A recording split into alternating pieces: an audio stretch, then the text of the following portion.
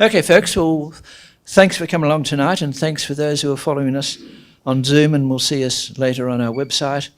And tonight we have Peter Lerner, who I'll introduce briefly. I should say at the start, thanks to the Australia, Israel and Jewish Affairs Council for facilitating this function this evening and putting us in touch with the speaker at our request. So that's great to have Peter Lerner here. So I'll introduce him very briefly. Lieutenant Colonel Peter Lerner is Director General of the International Relations of the General Federation of Labour in Israel. He's retired from the Israel Defence Forces, where he was a Lieutenant Colonel and more recently international spokesman for Israel, and he would have been seen on television screens in English-speaking countries at that time. And so we're very grateful to have Peter Lerner here tonight, and the topic is Israel at war, Gaza, Lebanon and Iran. Peter Lerner, you're very welcome. Thank you.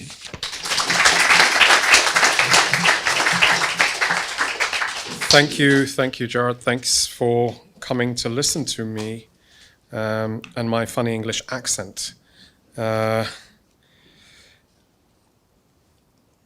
If we are talking about the subject of Gaza, Hezbollah and Iran, I think first of all we need to turn it upside down, because none of the instability in our region would be possible without the interference of Iran. Iran is the puppet master of everything negative happening in our region. And indeed, the war that broke out on the 7th of October would not have been possible without Iran's funding, training, equipping of Hamas. And indeed, Iran is continuing today to fund Hamas, to fund Hezbollah, to fund and equip the Houthis in Yemen. And as such, the question is, I believe, what are we going to do about Iran? And there is absolutely a necessity to, first and foremost, look at Iran front and center and identify the problem, because any solution to any problem first requires that we identify the problem. So if we look at Iran and we see everything that they're up to in the Middle East, they are trying to solidify or broaden the scope of their hegemony in the region and project power across the region. And they're doing it through proxy wars, but also extensive financial support. And their intent to become a nuclear power is precisely because they want to solidify themselves as a regional superpower, as they were for many, many years in the history of Persia. So as we look to everything that we see today, we always need to keep in mind that it is happening under this Iranian umbrella. Over the course of 8 months, I served as an international spokesperson for the IDF, the Israel Defense Forces. And I'm here to talk a bit about that experience and how we saw the war with Hamas develop. Indeed, I woke up in the early hours of the 7th of October after a family vacation. And we were watching, we were awoken by the alarms that sounded in central Israel, where I live, in the town of Ramat Gan, which is just east of Tel Aviv. And we woke up to these sirens, we went down to our shelter, and the intensity of the sirens indicated immediately that it was something different. Nothing we'd endured before. In the first few hours, there were several thousands of rockets fired at Israel. The application on my phone was ringing off the top extensively. It woke my wife up. We went down to the shelter. And as we were standing in our shelter, I was watching on social media how things were developing, because Hamas wanted to project what they were doing. They wanted to tell the world how they were infiltrating into Israel and how they were committing the attack, what they call the Al-Aqsa flood. And indeed, they flooded Israel. We came up from the shelter in our apartment in Ramat Gan, and we were watching the television, and what I saw was the extensive rockets coming over into Israel on one hand, but also the paragliders coming over the fence in southern Israel near the Nova Party, but also near Kfar Aza. And they were penetrating the border on approximately 30 different locations. Around a total of around 3,000 terrorists came into Israel on that morning and throughout the several hours of that day. And they conducted an unfathomable attack against the soft underbelly of Israel. Now, Israel, as you may well know, has endured wars, has endured terrorism, has endured conflict, but never in the history of the State of Israel have we had to endure such an onslaught on Israeli civilians in one day at any given stage. Indeed, 1,200 Israelis were killed, murdered, massacred on that morning.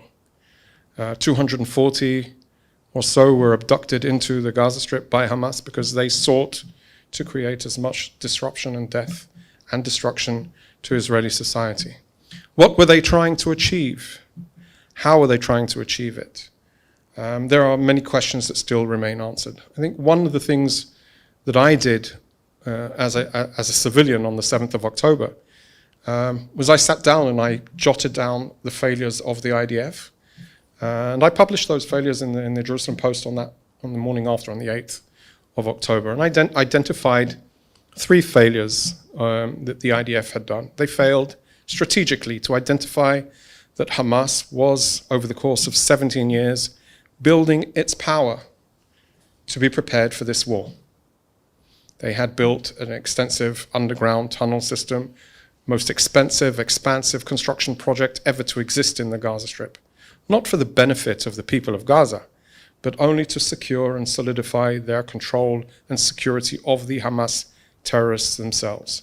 They utilized all of the powers of government, from the different ministries to the building of the forces in order to be prepared for conducting the attack on the 7th of October.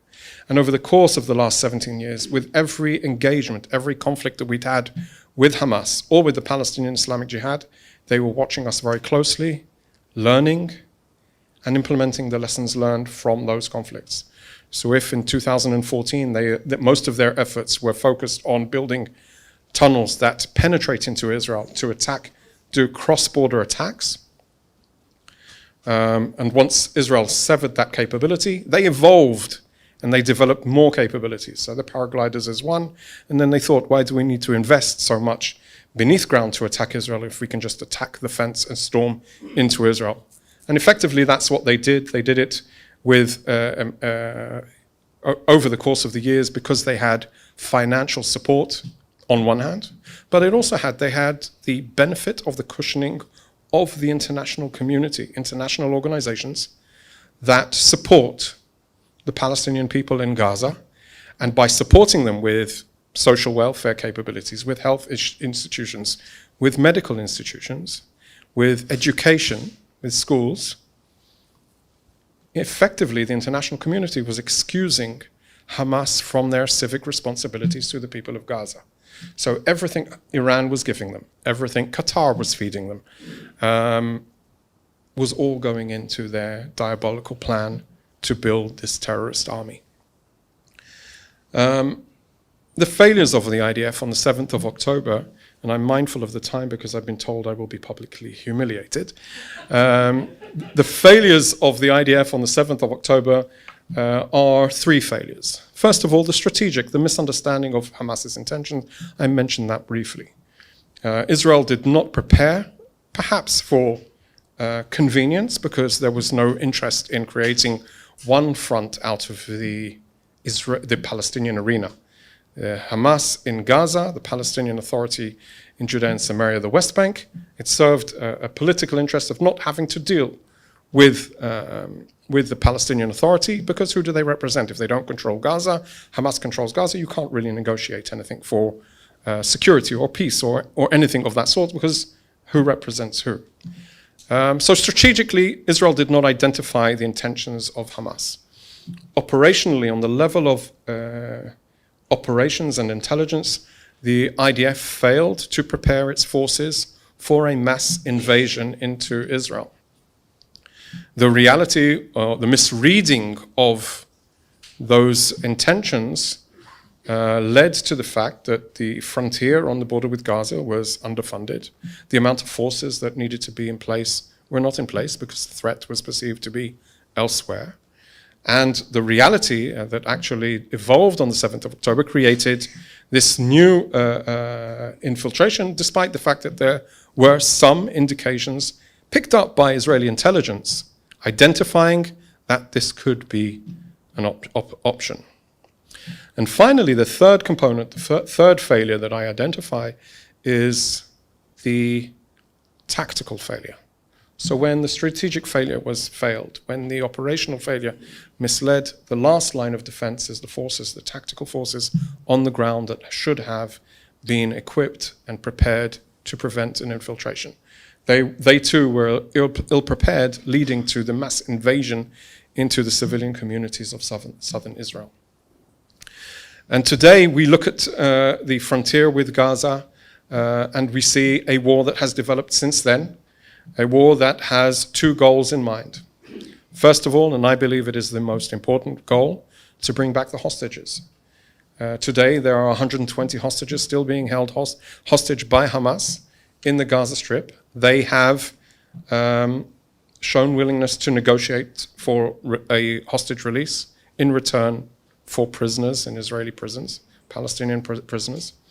And I believe that Israel needs to increase military pressure to ensure that Hamas negotiate. Only under the threat of the sword will Hamas concede to some negotiations, out of the understanding that maybe they will be able to survive. But they will only do that if their back's up to the wall.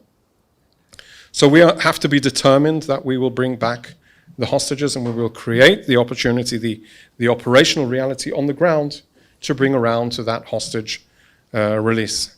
The second, which is equally important, that this war cannot bring us back to square one, meaning Hamas can't be trusted with the powers of government. They can't have that power to build a terrorist army ever again. We can see that they can't be trusted with that power because with that power they build a terrorist army that infiltrates into Israel with the intention of massacre, murder and abduction. And so the outcome of this war, and we are now 9 months in, where we have, and the military, the IDF, has been able to destroy approximately half of Hamas's fighting force, including the most senior commanders, including the brigade level commanders, including dismantling almost all of the battalions, the organized combat that they can conduct. And so the degradation of their capabilities to fight is an ongoing battle, and I believe that we need to pursue that until Hamas have no ability to conduct battle. But I will say, we should not look at each and every tunnel and say each and every tunnel is the goal. No, we need to negate the capabilities and negate the motivation of Hamas to fight. That can only be a result of the offensive capabilities on one hand, but also the prospect that something will be different at the end, that there will be a change at the end of this war. There are three components that are challenging in this war in Gaza. Primarily, the fact that we're conducting combat in an urban area, densely populated, with something like 2.2 million Palestinians living in an area, which is surrounded by Israel on the north and on the east, and by Egypt on the south. And if Israel wants to have a new relationship with the Gaza Strip, a different relationship, a relationship which is beneficial to safety and security, we must look at safety and security not only for Israelis, but also for Palestinians. I believe that in the course of this war, Egypt has been part and parcel of, or should have been part and parcel of the solution of combat in urban areas. So they should have been part of the solution to evacuate civilians from harm's way. It's not enough to shift people within the Gaza Strip because combat is ongoing. Hamas has built this terror tunnel system in order to conceal their activities. They have no regard for the international humanitarian law or for the laws of armed conflict. They just don't care. On the contrary, they abuse those locations, whether it's schools, mosques, international symbols such as United Nations. They abuse those precisely to try and create a reality where Israel cannot conduct its activities against them. They see all of the civilian arena as their Iron Dome, Israel's defense mechanism against Hamas's rockets. So they use the civilian arena precisely to protect themselves. Egypt could have opened the border for women and children, for instance. Unfortunately, there was no international outcry on Egypt to do so. Israel did not do that because of the strategic relationship we have, but everybody else did not have that binding responsibility towards Egypt, which I think could have been beneficial to everybody in the region. Hamas is the enemy of everybody decent in the region. There is no talk of any peace between Israel and the Palestinians as long as Hamas control the Gaza Strip. And therefore, anybody that is interested in any prospects of peace, no matter what or how your personal preference of that peace looks like, needs to be very clear that Hamas cannot control the Gaza Strip. So the operation is moving forward. The civilian impact of conflict, whether it's the humanitarian control, the evacuation of people from harm's way, the ongoing flow of hundreds of thousands of tons of humanitarian supplies into Gaza continues. And it does have an impact. But there are challenges that Israel is facing on the international stage, which are, I would say, twofold. First of all, my background of operating and working within the media, we have a media that is extremely charged against Israel. They're very, very focused on the human impact of war, which is natural. But sometimes less natural, the automatically knee-jerk response of accepting anything Hamas says and questioning anything Israel or the IDF says. And the second component on the international arena is the international humanitarian organizations. So they're supposed to be impartial players, but they are anything but impartial. And I say that precisely because 2 years ago, we were looking towards the World Health Organization in anticipation for them to tell us, and we couldn't sit like this 2 years ago, we would have masks on. We would ask them, what type of masks should we have to protect ourselves? But throughout the course of this war, the World Health Organization has not mentioned once the systematic abuse of Hamas of hospitals. So the failures of the international system, that's just one example, and because of the time that I'm wary of, I could go through a whole list of every single organization. UNICEF, UNRWA, the International Committee of the Red Cross. All of these organizations have failed to present the problem. The problem is Hamas. If you can't say the problem, you can't find a solution. And that, I think, is probably my biggest frustration. And I am a self-professed internationalist. My role in the international department, as leading the international department of Israel's Federation of Labor, the Histadrut, is to be that bridge between Israeli workers and the workers of the world. And the failure of the international system cannot be more stark than this war against Hamas. Hamas embodies everything that is evil, but is being protected by an international community. Hezbollah, Lebanon. Lebanon is a country being held hostage by a terrorist army. Hezbollah makes Hamas look like amateur hour.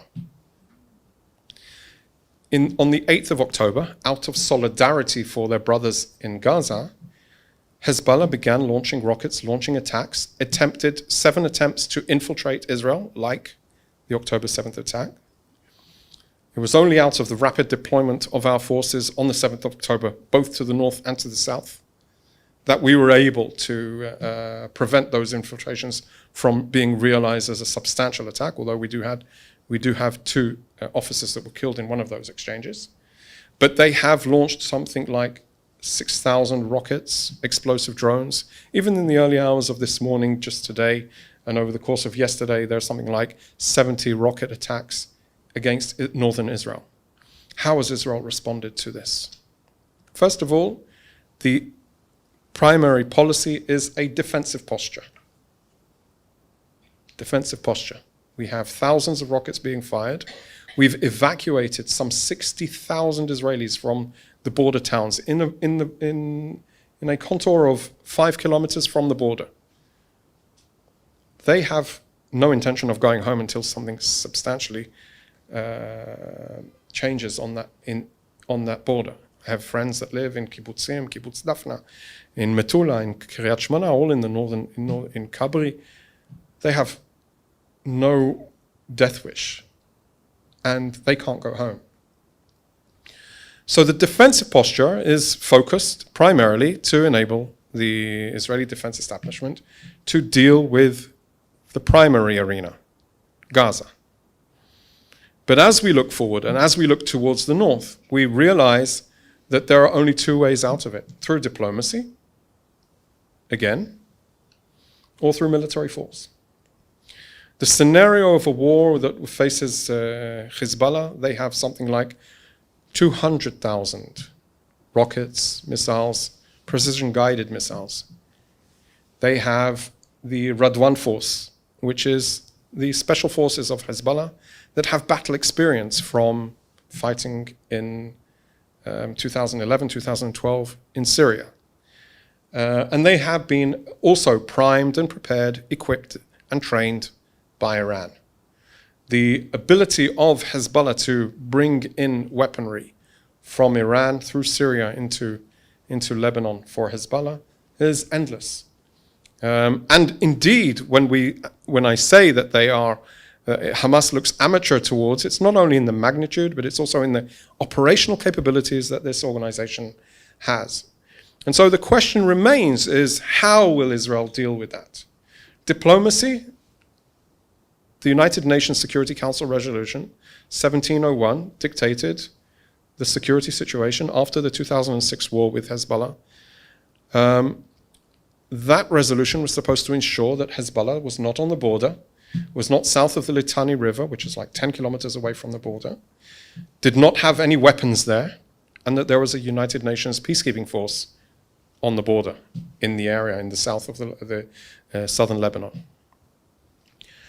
And after I explained how the international community have failed us in Gaza, I would say that since October 8th, the United Nations peacekeeping force in Lebanon have failed Israel again. So the efforts today are, I would say, by the US administration, are to create a package deal, one that brings home the hostages, one that creates a ceasefire, an enduring ceasefire that will relieve Hamas from control of the Gaza Strip, but one that also creates a new reality in southern Lebanon. Will they be successful is the question that we all need to ask ourselves. And I would say, I hope so. Although, as a military man, we also say, hope is not a method. So we are, and I can say that the military today is preparing itself for a war that could develop also in the border with Lebanon. I can say that my friends, as I said, that live on the border with Lebanon have very little confidence that they can go back under a 1701.1 or 2 or 3. There is very little faith in the international system and its ability to deliver a better security for the people of Israel today. And I think also that the lack of faith in Israeli society towards the government, the military, and therefore also the international system is very, very challenging. I believe that that there needs to be a diplomatic arm and a military arm that work in tandem. I think the political goals and the military goals need to be concerted in order to achieve a regional development, which could include Saudi Arabia. I think there's prospects there for reopening the normalization. Hamas themselves admitted that their whole intention the 7th of October was to derail the process with Saudi Arabia, a process of normalization, which could have been a step forward in countering the Iranian attempts to create a regional power. And so I believe that the reality for us and the ability for Israel to create a new situation, a new security situation on the ground, has to work in tandem with international relations and the defense establishment that work to empower one another. But there will be no negotiations out of weakness, because our enemies see that weakness and they try to exploit it. What happened in the war against Israel before October 7th was Israel was giving Hamas, through the Qataris, money. We were allowing 18,000 workers to come in to work in Israel. Those were supposed to be good measures to create economic incentives to create safety and security for all. But they took advantage of that. And for us to conclude this war, and I don't see any end in sight, unless there is some sort of breakthrough before the elections in the US, for instance, there's an incentive there. But unless there is some sort of breakthrough there, then we will continue to be in conflict, and the war will continue until we bring home the 120 hostages, either through negotiations or special operations, military operations. Those are two very different results. We understand that hostages are a bit dispersed throughout the Gaza Strip. We've conducted operations in Nuseirat and brought home hostages in Khan Yunis, in Sajaiya. It's an option, but they are limited in their scope. And there could be through negotiations, which means, like every negotiations, whatever you're bartering for, there's always going to be a compromise. But there are things that Israel can't compromise with, and with that in mind, we will continue to work in order to defeat Hamas. We have no choice. I never ever intended to wear the uniform of the IDF ever again. I never thought that they would call on me to speak on behalf of the IDF, because I'd been critical of the IDF since I retired, because I think the only thing in my schedule prior to the October 7th was weekly protests in Israel against the government. But when October 7th happened, it brought all of the Israeli society together out of the understanding that this is an issue of survival. We have no choice. I would add, we have nowhere else to go. And I would add finally, before we open it to questions, we have no intention on going anywhere else. Thank you very much.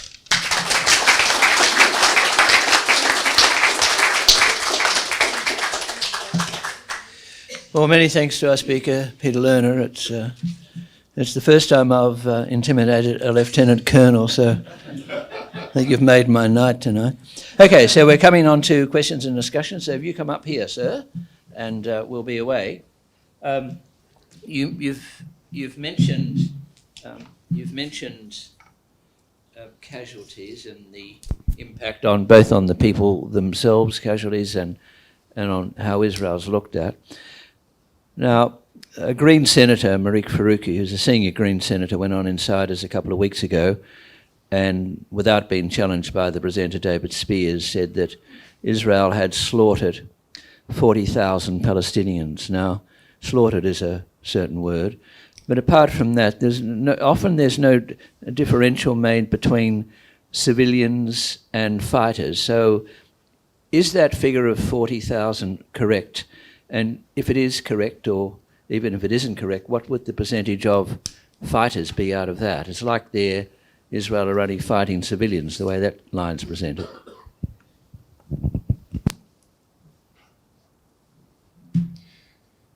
Thank you.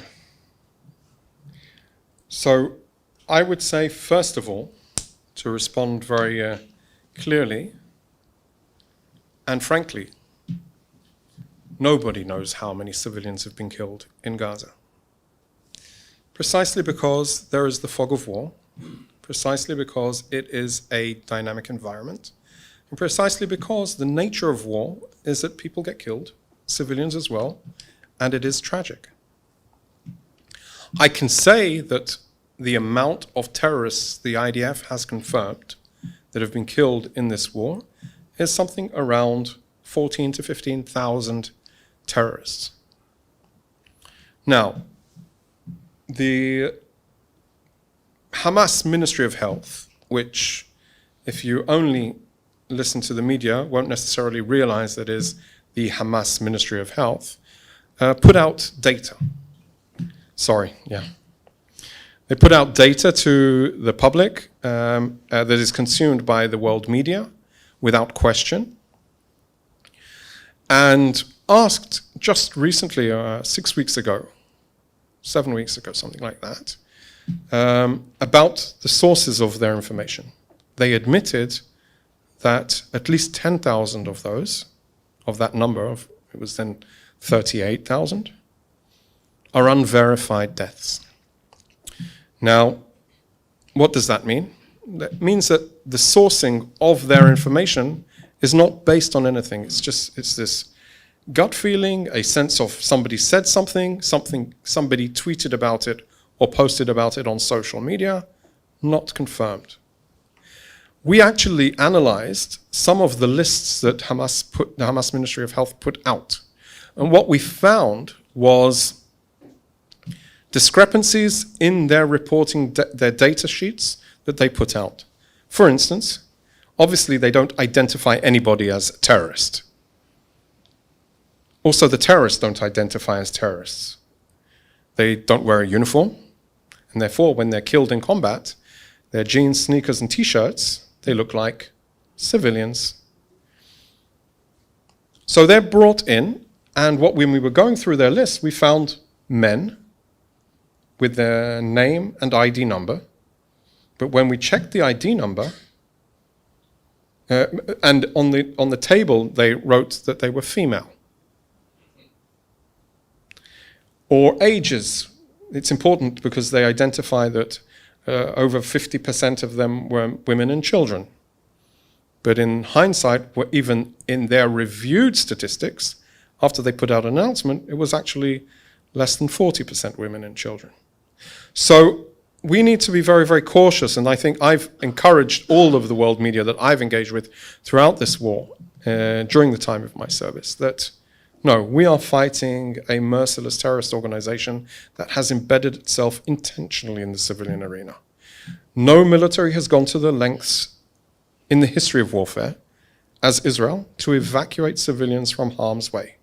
We did it despite the fact that in some cases, for instance, we distributed maps distinguishing and telling specific locations and neighborhoods they should evacuate to and where they should evacuate to. Military maps. We devised a system based on visual intelligence, based on open source intelligence, based on telecommunication surveillance, knowing how many people have evacuated from place to place. But in distributing a map, telling people where they need to evacuate from, we're basically telling the enemy where we're going to go to. So in effect, we're actually jeopardizing the safety of our forces. So civilian deaths in all wars are tragic. They are inevitable. And I would argue that if we just look at what we know, and even accept their numbers, I don't accept their numbers, but even I'll give you the benefit of that doubt, we're still at a ratio of about 1-to-1, maybe just a bit more than that, which is also unprecedented in modern war. You see, the Hamas terrorist organization has made the Gaza Strip their fortified position at every corner, at every junction. And that has been a huge challenge. But we, in turn, created the operational capabilities in order to try and address those. Do we expect the world to stand up and applaud us? I don't think so. Do we expect, and I can say from the relations and the communications we've had with like-minded militaries, they look at us in awe. People from Sandhurst, from West Point, and they say, you are setting a standard we can't live up to. And so it does not comfort those that have lost lives. And Palestinians that have lost lives, definitely not Israelis that have lost their lives in this war, and the soldiers that are losing their lives every single day. But I would say our obligation, both professionally and morally, is to continue to distinguish between civilians and terrorist organization, even though on the 7th of October, when we saw the Hamas abducting Israelis, young women, into the Gaza Strip, we saw civilians celebrating on the streets. We know not because we needed advanced intelligence capabilities, because they were live streaming it on their own social media. And so there is a challenge here. It's a challenge also politically and internally in Israel. Who are the civilians of Gaza? Do they support Hamas? There are polling that suggests that everybody supports Hamas. But as a professional military, we have a duty and an obligation to seek out those that are armed, to seek out, attack, and kill those that are intending to conduct more atrocities against us. And I would say that, yes, we're doing a good job. And war has consequences. If you decide to pick a war with Israel, you have to realize that there are going to be consequences. I'll try and keep those shorter, I'm sorry. Thank you. Firstly, thank you for the amazing job you did, and congratulations on the work that you were doing for the last 8 months. But the war that Israel seems to be losing is the international communications law war. And part of that is because the world gets fed from Al Jazeera, and as you know, the mouthpiece of Hamas. The question I have is, given that there is a single channel of information coming out of Gaza, which is the mouthpiece of Hamas, what was the strategic decision that the IDF took not to embed journalists to be able to counteract that narrative during its operations and tell the true story of what was actually happening? Thank you, Paul. So I would say, first of all, we have extensively embedded journalists together with the forces. But keeping in mind that an embed in Israel is a half an hour's drive into Gaza, they get their story and they can be out by dinner on the beach enjoying a beer in Tel Aviv after they've already filed their story. So we don't have thousands of miles of way to conduct a traditional embed, which creates the rapport between forces and the journalists, that there's an identification, but rather a much more delicate situation that requires a distinctive thought process. One question I had during the course of this war is, what is more damaging to Israel, Al Jazeera or TikTok? And I would say that one complements the other. The stories begin on TikTok.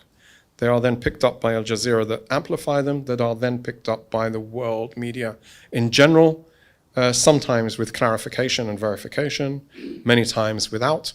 And I think that the international media effort needs to be addressed on 2 levels. I think, practically speaking, and from my experience over the course of many years, and I was a spokesperson in 2014, in the last major war with Hamas, and in the last 9 months now, and over the 8 months that I was serving, Israel has been better at being able to deliver the media product.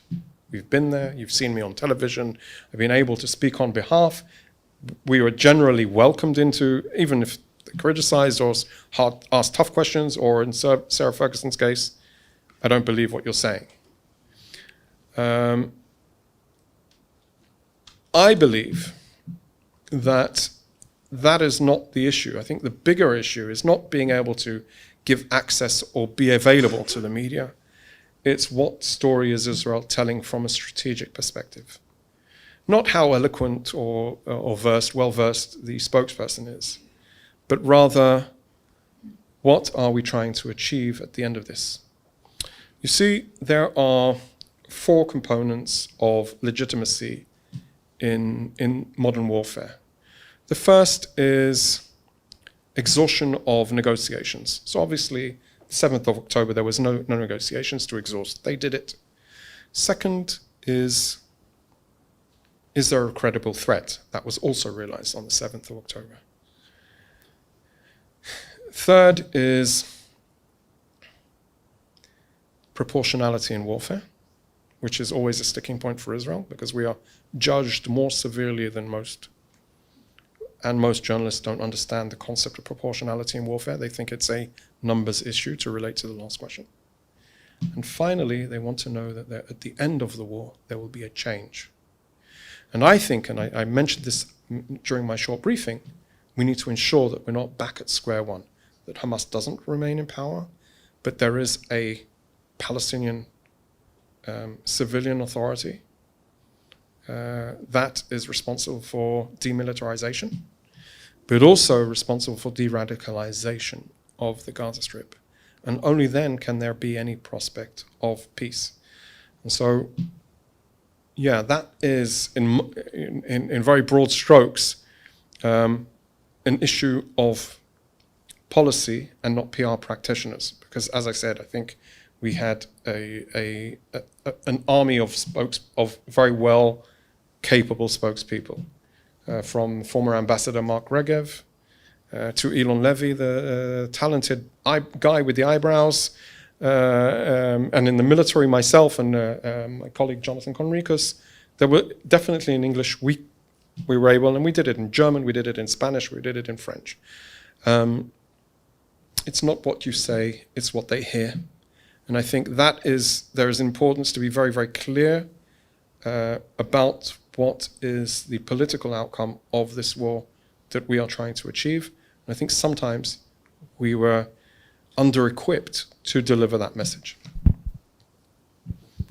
You spoke about Egypt and also about tunnels. And I was wondering if you could reflect on what was discovered when the Philadelphia Road was taken over, and in light of the suggestion that the Egyptian political and military establishment were taking a percentage of the smuggling that was going through, which meant that there was arms and other things coming that way.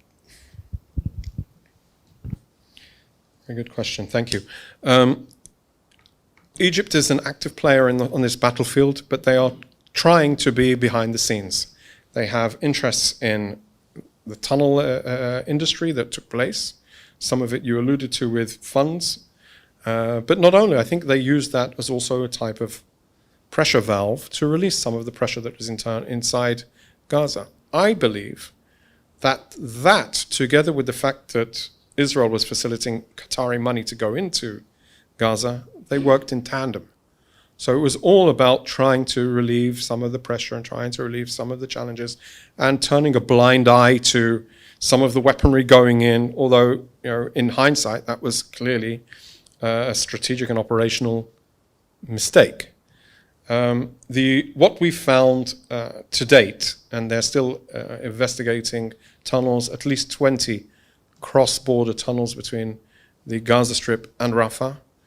The Gaza Strip and Rafah, the Gazan side and the Egyptian side.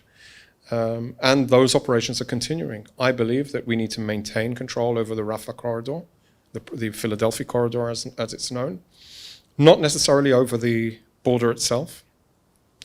There can be an international solution for the border itself. There was in the past. In 2006, I was a young liaison officer to international organizations to the Gaza Strip. One of the missions I coordinated was the European Border Assistance Mission, which was competent people, mixed security, Europeans, a good balance between security, defense, and civilians. And it was a mechanism that worked to monitor who was going through. When Hamas took over, they kicked them out. And therefore, we lost every influence over what was happening at the border. But it can be reestablished, together with some Palestinians from the Palestinian Authority that also needs to be reviewed and revamped. The reality, though, that I believe is that the Philadelphia corridor needs to be held by Israel, at least for the foreseeable future, As I said, demilitarization and de-radicalization is the key. And in order to make sure that it is demilitarized, there needs to be control over the Philadelphia corridor. Peter, I'm interested in your thoughts on the role of the Gulf states in resolving this nightmare. They seem to have played very little role so far. Is there a possibility in the future? I hope so. I think that what we've seen from the Gulf states throughout this war is they have brought medical facilities into Gaza, so they have field hospitals. They have conducted airdrops of food supplies. They have facilitated the flow of medicine and food supplies and continued donations to UNRWA.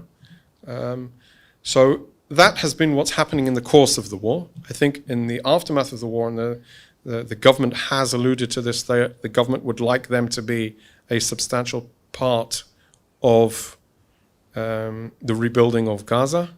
I think it is part. Here's what I know. The idea that the Emirates can be part and parcel, I think, needs to be part of a broader package deal together with Saudi Arabia, perhaps together with Jordan, and I think Egypt also needs to step up in this. And like many of the regional players, together with the United States and the United Kingdom, came to Israel's support when Iran attacked us in March, there can be a global and regional alliance to rebuild Gaza in, I would say, an image of de-radicalization and demilitarization. So I would hope that they would be part. I've got a couple of Zoom questions. I can't get through them all, but one very brief one I think you can handle. There's a question: is Israel capable of eliminating Hamas's role in Gaza within a time scale that will withstand international pressures? We don't have a choice. I don't think that time is the biggest concern to Israel. The concern to Israel is making sure that Hamas can't do it again. Is that quick enough? Yep, that's great. Peter, what motivates the Iranian theocracy deep down? I mean, is it a Sunni versus Shia tussle? Is it a geopolitical battle against America with its proxy Israel? Is it an attempt at propaganda to distract the Iranian population? I've been there many times. It's a wonderful country, and yet it seems to be so perverse in its international activities. Thank you. I would say all of the above. You put a lot of things on the roster there, but I would say Iran wants to increase its global standing. It does it through fuel, it does it through terrorist influence, it does it through regional and global meddling. And I think when we see the Iranian influence, their attempt to grow, it's because they want to restore the old days of influence. How much room at the table does the world give them, I think, is a very important question. And will they ever be held accountable for the bad things they get up to?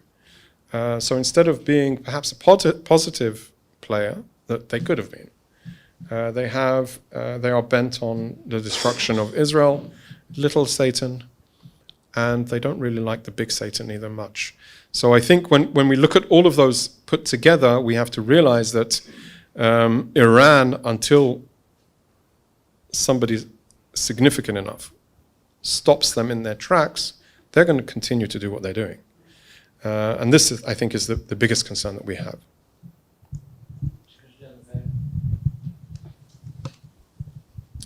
Thank you. Could you talk a little bit about the West Bank and the Jewish settlers there and all the problems in that part of Israel? Thank you. Thank you. Indeed, I think this is being sidelined because of the war. There are a couple of issues regarding the West Bank or Judea and Samaria that need to be addressed. I think the fundamental issue is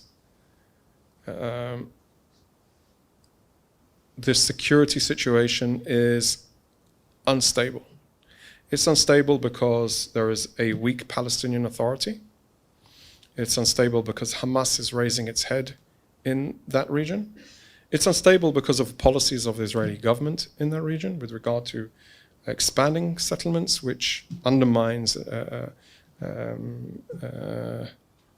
faith or the international faith in a peace process that would eventually create a two-state solution, or as some call it, a two-state delusion.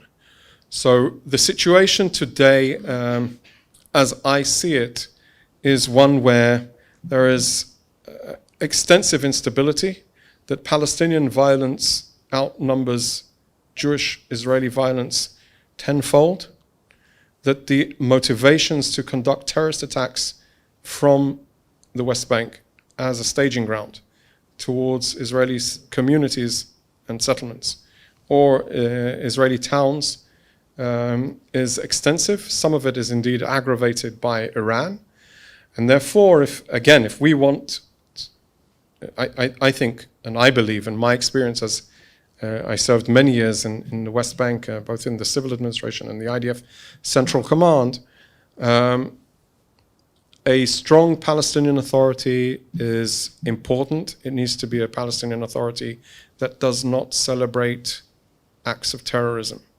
And I think when the United States administration, President Biden, is talking about a reformed Palestinian Authority, he's alluding to that.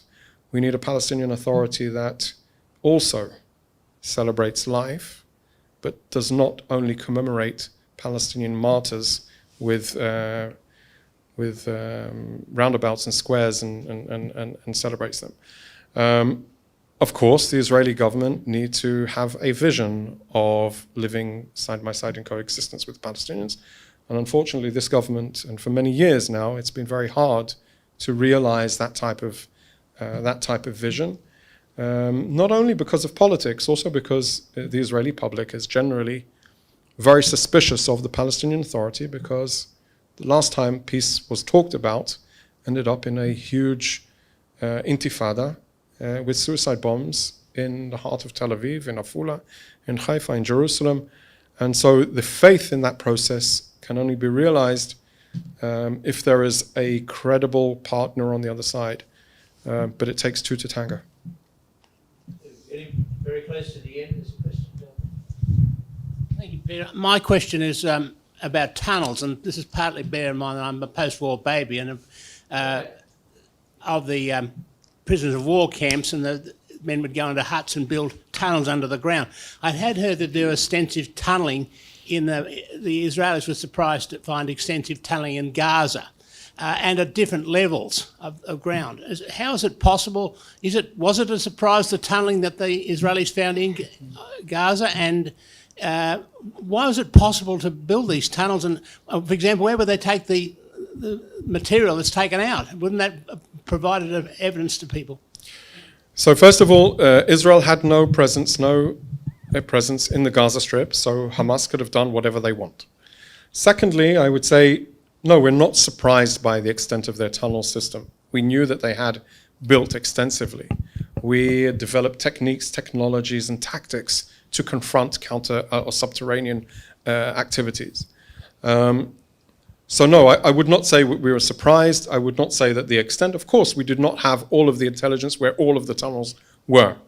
We've revealed to the world time and time again the extent of these tunnels and shown the magnitude, bigger than this room, a tunnel that you can drive a car through, and indeed where some of the hostages were held beneath ground. So they had strategic tunnels for existing beneath ground for many hours, many days, many weeks, and tactical tunnels that helped them get from A to B. The question of where they were hiding some of the rubble, and I think we all have this understanding of there's a need for it to be evacuated. And indeed, in some cases, our intelligence, our visual intelligence, picked up rubble being removed. Or in some cases, when we've come to locations, specifically, I would say, or more extensively in the area of Rafah, we came into houses where the whole house was rubble inside, but an access point into the ground. So they brought the rubble out and they just left it within the house. So that and that's not just unique to Rafah. We've seen it elsewhere as well, because they're aware and know that we are surveilling from the sky. Tunnel warfare is a huge challenge. It's not new in our region. The Gaza Strip, they always had tunnels. Since 1967, they had smuggling tunnels on the border with Egypt. And throughout the years, they developed them into attack tunnels, explosive tunnels. They used to build tunnels beneath our positions, pack them with explosives and detonate them from beneath. The infiltration tunnels into Israel, as I said, 2014, and the defensive tunnels, which is being realized in this war, is that how they use the civilian arena to conceal themselves and try and prolong their existence. Time is against them. Just a final, very quick question, a difficult question, but I'll give you a try at answering it. If you were coming back here in a year, what do you think you might be able to report, realistically?